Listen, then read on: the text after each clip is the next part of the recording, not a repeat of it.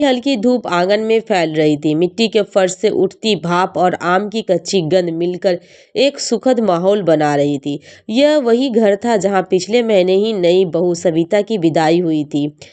ससुराल का वातावरण उसके लिए अभी नया था, लेकिन उसकी मुस्कान और विनम्र स्वभाव ने घर वालों का दिल धीरे धीरे जीतना शुरू कर दिया था। सविता एक साधारण गांव की लड़की थी, पर उसके हाथों में एक खास हुनर था, आलू पूरी बनाने का जादू। मायके में जब भी कोई मेहमान आता तो माँ उसे रसोई में भेज देती, जा सविता, अपने हाथों की आलू पूरी खिला दे, मेहमान दुआएं देगा। आज ससुराल में उसका पहला बड़ी रसोई का दिन था।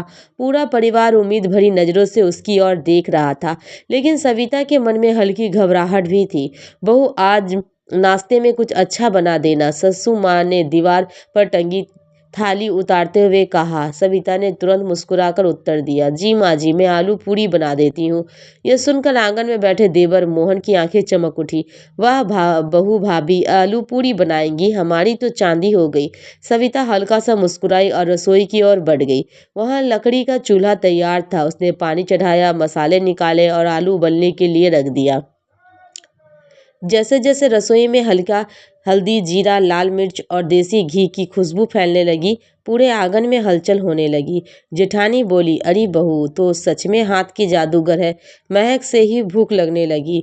सविता ने आलू को मैश किया, फिर उसमें हल्का तड़का लगाया, प्याज, हरी मिर्च और थोड़ा सा कसूरी तुरी मेथी डालते हुए सब्जी की महक ऐसे उठी कि पड़ोस की बूढ़ी काकी भी पूछने आ गई, का बाट रहा है बहू, खुशबू तो बड़ा दीवाना बना देता है। सविता शर्मा गई, काकी बस साधारण आलू की सब्जी है। उधर तेल गरम होने लगा था। उसने आटे की गोल गोल पूड़ियाँ बेलनी शुरू की। वह पूरी को इतना शानदार बेलती कि हर पूरी फूली फूली जैसी लगती। जैसे उसने अपनी पहली पूरी गरम तेल में छोड़ी, चट चट की आवाज के साथ पूरी गुब्बारे की तरह फूल उठी। रसोई की उस आवाज से ही घरवालों के चेहरे पर मुस्कान आ गई। सबिता ने बड़ी थाली में गर्मा गर्म फूलती हुई पूड़ी, मसालेदार आलू की सब्जी, हरी चटनी और मीठी खीर रखी। सासू माँ ने पहली बार बाइट लेते ही कहा, बहू तुम्हारे हाथ की पूड़ी तो किसी मेला शादी से कम नहीं है, ऐसा स्वाद तो मैं पहली बार चख रही हूँ। देवर मोहन ने तो हद ही कर दी। उसने दो दो पूड़ियाँ मुंह में भर ली और बोला, भाभी आज तो पेट भर गया, लेकिन दिल नहीं भरा। सविता की आंखों में चमक आ गई। किसी के लिए बनाकर खिलाने की खुशी उसे हमेशा पसंद थी। दोपहर में अचानक गांव के प्रधान उसके परिवार का आना हो गया। वह खबर सुनकर सासू माँ घबरा गई। अरे भगवान, अभी तो सुबह का नाश्ता रचा था, अब इतने बड़े मेहमानों को क्या खिलाएंगे। घर में घबराहट फैल गई। पर तभी सविता शांत स्वर में बोली, माँ जी अगर आप कहें तो मैं फिर से आलू पूरी बना देती हूँ। सासू माँ को भरोसा नहीं हो रहा था। इतना सारा काम अकेले कर लेगी बहू? सविता मुस्कुरा दी, मायके में तो मैं अकेले 20-25 लोगों का खाना बना देती थी माँ जी, बस फिर क्या है। रसोई में जैसे ही फिर से चहल पहल शुरू हो गई। आलू उबल रहे थे, मसाले तले जा रहे थे, पूरी बेलने की आवाज पूरे घर में गूंज रही थी। सीता जेठानी चटनी पीसने लगी, मोहन सब्जी कढ़ाई में चढ़ाने लगा और सासू माँ आटा गूंथने लगी।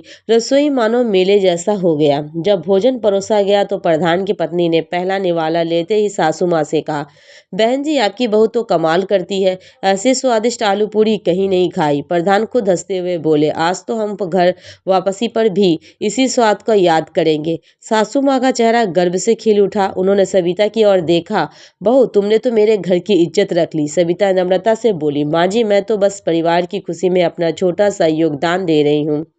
कुछ ही दिनों में पूरे गांव में सविता का नाम फैल गया। अरे वही ना, आलू पूरी बनाने वाली बहू, उसके हाथ की पूरी तो हवा में फूल जाती है, और सब्जी वाह क्या स्वाद। सविता जिस भी घर में जाती लोग उससे रेसिपी मांगने लगते। सविता हंसते हुए कहती, अरे भौजी कोई बड़ी चीज नहीं है, बस दिल से बनाओ। धीरे धीरे उसे त्योहारों, भोज और गांव के बड़े कार्यक्रम में खाना बनाने का आहन आने लगा। सासू माँ गर्व से कहती, मेरी बहू अब पूरे गांव की रसोई की शान है। एक दिन ससुर जी बोले, सविता क्यों ना तुम गांव की हाट में आलू पूरी की दुकान लगा लो, लोग दूर से आकर खाएंगे। सविता हंसते हुए बोली, ससुर जी अगर आप सबका आशीर्वाद रहा तो जरूर। और सच में कुछ महीनों बाद सविता ने छोटी सी दुकान गांव के चौक पर लगा दी। नाम था आलू पूरी वाली बहू।